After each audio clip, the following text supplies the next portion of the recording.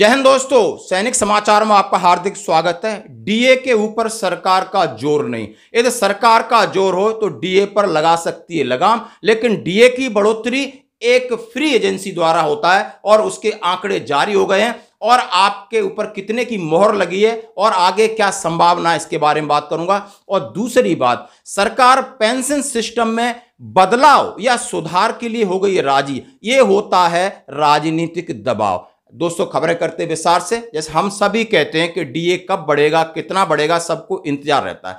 सरकार बढ़ाएगी या कोई बढ़ाएगा? हाँ जी, मैं आपको क्लियर कर देता हूं। आप सभी लोग इस बात को जान चुके होंगे कि सरकार के पास ऐसी कोई शक्ति नहीं कि वो डीए जो बढ़ा हुआ है उसको रोक सके। कितना बढ़ेगा, कितना नहीं बढ़ेगा, ये लेबर ब्यूरो और जो इंडेक्स फिगर आते हैं आईसीपीएन के आंकड़े, all India consumer price index के, उस पर निर्भर करता है। जो कि देश के अंदर महंगाई चलती है, हर चीजों का सर्वे किया जाता है और उससे जो आंकड़े जारी होते हैं उसी के अनुरूप सरकार को बढ़ाना पड़ता है। यदि ये सरकार के हाथ में हो तो सरकार आपको 2% से डीए कभी ज्यादा नहीं दे। इसलिए सबसे पहले ये बात करते हैं कि आखिर डीए अभी होगा कितना। आपको हम स्पष्ट फिगरों में बता देते हैं। जैसा कि जनवरी से मई तक के आंकड़े आ गए, जून के आंकड़े आपके जुलाई एंड में आएंगे और ये आंकड़े कह रहे हैं कि आज आपका डीए 45.58 यानी 45.58 पक्का हो गया है। और इसका एक तरीका होता है, इसको राउंड ऑफ किया जाता है 5 यानी 0.5 से ज्यादा है तो आप समझ सकते हो ये 46 यानी 4% बढ़ोतरी आपकी अपने बाप की है।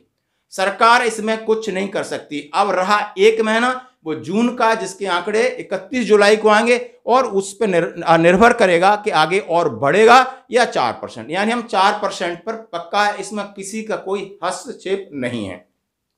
जैसे जनवरी में इसके आंकड़े में बता रहा हूं, जनवरी जैसे था, दिसंबर तक आपका डीए 42% था, जनवरी में 43.08 हुआ, फरवरी में 43.79 हुआ और मार्च में 44.46 हुआ, अप्रैल में 45.06 हुआ और मई में 45.58 हो गया। ये खुशी की बात है।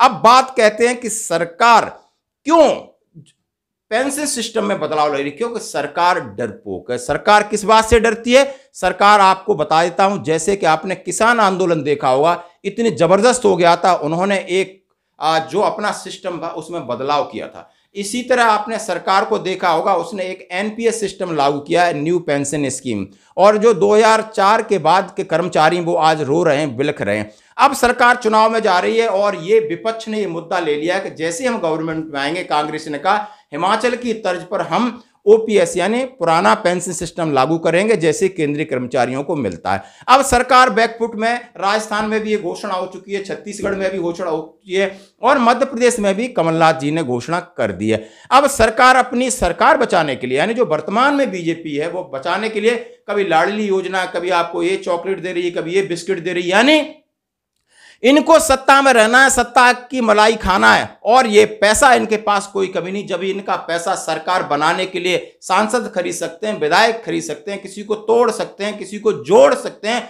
तो क्या सैनिकों के लिए पैसा नहीं है? क्या ओआरओपी पर इतनी छींचा लेदर?